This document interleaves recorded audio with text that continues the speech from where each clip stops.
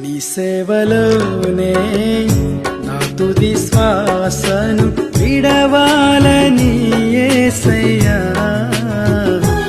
నీకై బ్రతకాలని ఆశయ్యా. నీ సేవలోనే నా తుది శ్వాసను విడవాలని యేసయ్యా, నీకై బ్రతకాలని ఆశయ్యా.